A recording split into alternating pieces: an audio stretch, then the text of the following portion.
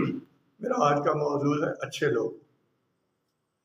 اعوذ باللہ من الشیطان الرجیم، بسم اللہ الرحمن الرحیم۔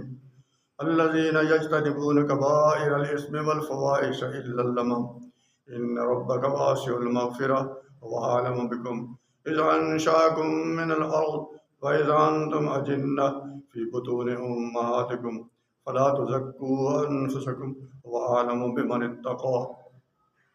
وہ لوگ جو کبائر بڑے بڑے گناہوں سے اجتناب کرتے ہیں اور دور رہنے کی کوشش کرتے ہیں، وہ فواحش اور فواحش باتوں سے بہت دور نکل جاتے ہیں، الگ ہو جاتے ہیں۔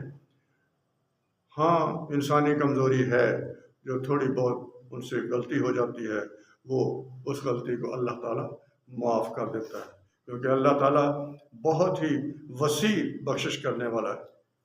اللہ وہ ہے جو یہ جانتا ہے جب تم زمین سے نکالے گئے تھے اور جب تم اپنی ماؤں کے پیٹ میں چھپے بیٹھے ہوئے تھے، بس مت اپنے آپ کو بہت بڑا سمجھو، وہ جانتا ہے جو پرہیزگار اور متقی ہے۔ ارشاد ہوا کہ ان لوگوں کو جنہوں نے اچھے کام کیے اچھا بدلہ ملے گا۔ یہاں اس کا بیان ہے کہ اچھے کام کرنے والوں سے مراد کیا ہے۔ ارشاد ہے کہ اچھے کام کرنے والے وہ ہیں جو بڑے بڑے گناہوں اور بے حیائی کی باتوں اور کاموں سے بچتے ہیں۔ بڑے بڑے گناہوں کو سورہ بنی اسرائیل سورہ الفرقان میں بھی خوب کھول کر بیان کر دیا گیا ہے۔ ان بڑے گناہ کون کون سے ہیں؟